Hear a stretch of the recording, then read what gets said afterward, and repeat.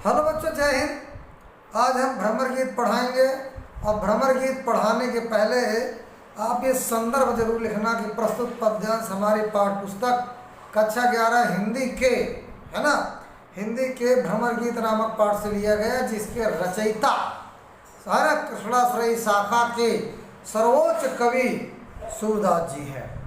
अब देखिए यहाँ पर ऊधो मोहि ब्रज बिसरत नाही, हंस सुता की सुंदर कगरी और कुंजन की छाही। देखिए प्रसंग में ये लिखना कि प्रस्तुत पद्यांश में गोपियों को ज्ञान एवं योग का संदेश देने गए उद्धव जब मथुरा पहुंचकर लौट करके कर्ण जी के पास जाते हैं, मथुरा पहुंचकर गोपियों का संदेश श्री कृष्ण को देते हैं और उन्हें ब्रज के बारे में बताते हैं, तो उनकी बातें सुन करके, किसकी, उद्धव की बातें सुन करके श्री कृष्ण को भी ब्रज की याद सताने लगती है।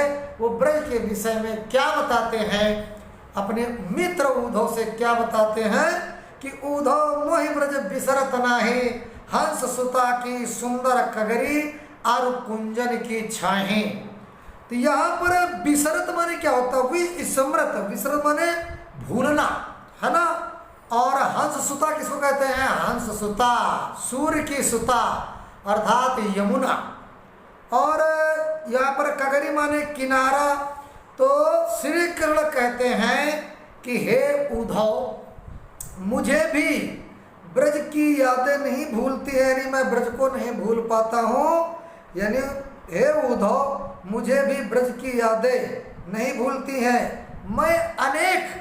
मैं अनेक उपायों से ब्रज को भूलने का प्रयत्न करता हूँ, किंतु ब्रज को भूल नहीं सकता। और हंस सुता की सुंदर कगरी, यमुना का सुंदर किनारा, यमुना का सुंदर किनारा, और कुंजन की छाही, और कुंजों यानी बगीचों की अलौकिक छाँव, और वही सुरभि वही बच्छ दोहिनी, खरिक दुहावन जाही, और ग्वाल बाल मिल करत कुलाहल, नाचत गही गही बाही।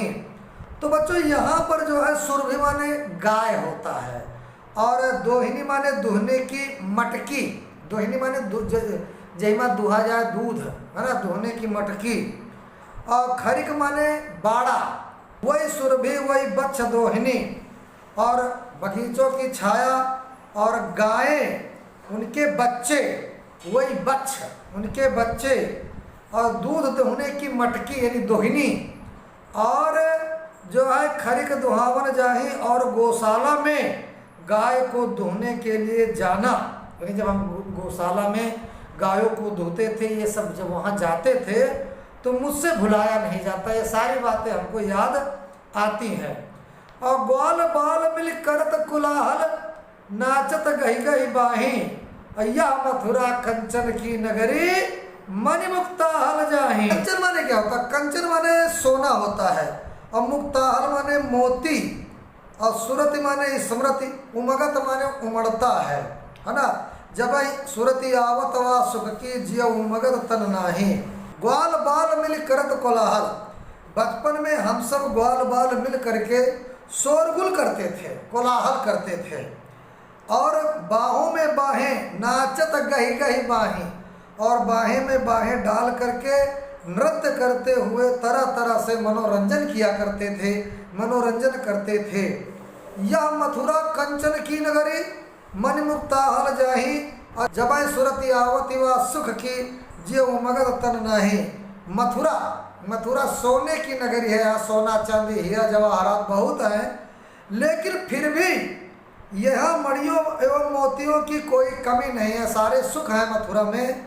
लेकिन किंतु ब्रज के, है ना, जब सुरति आवती वा सुख की जिय उमगत तन नाही, लेकिन जब ब्रज के सुखों की याद आने पर हृदय उमड़ने लगता है, मन व्याकुल होने लगता है, और अनगन भांति करी बहुलीला जसुदानंद निवाही, असुरदास प्रभु रहे मौन होई, यह कहीं कहीं पछताही। मुझे अपने शरीर की सुध बुध नहीं रहती जब हम ब्रज को याद करते हैं। ब्रज में मैंने अनेक प्रकार की क्रीड़ाएं किया, मैंने वहाँ पर तमाम प्रकार के खेल खेले, है ना, लीलाएं हमने किया, तरह तरह की लीलाएं किया। और माता यशोदा एवं नंद बाबा ने, नंद जी ने मेरी सभी शरारतों को, मेरी गलतियों को, शरारतों को हंसते हुए सहन किया। सूरदास जी कहते, सूरदास प्रभु रहे मौन होई, या कई कई पछताएं। सूरदास जी कहते हैं कि इतना कहकर श्री कृष्ण जी चुप हो गए और ब्रज को छोड़कर आने के लिए बार बार पश्चाताप करने लगे। अब बच्चों यहाँ पर जैसे मान लिया तन नाही, यानी शरीर की सुध बुध नहीं रहती है। और अनगन माने जिसकी गिनती ना हो, अनगन जिसकी गिनती ना हो, अनेक। निबाही माने सहन किया, निर्वाह किया। इस तरह से शब्दों पर आप लोग ध्यान देना। काव्य सौंदर्य में बच्चों देखो लिखना, काव्य सौंदर्य में एक भाव पक्ष, एक जो है कला पक्ष, दोनों लिखना।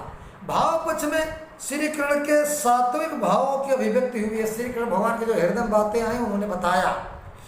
और रस यहाँ पर वियोग या विप्रलंब श्रृंगार है।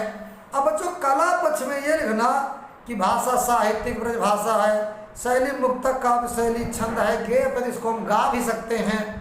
अलंकार विरोधाभास, उल्टा प्रभाव है। और यहाँ पर जो है विप्सा अनुप्रास भी है, गुण माधुर्य है, शब्द शक्ति यहाँ पर अभिधा एवं व्यंजना है। तो बच्चों इस तरह से हमारी वीडियो देखते रहो, आप अपनी हिंदी को मजबूत करते रहो। धन्यवाद। वीडियो अगर पसंद आई हो तो लाइक और कमेंट और सब्सक्राइब करो, जिससे हमारी अगली नोटिफिकेशन आप तक पहुँचती रहे।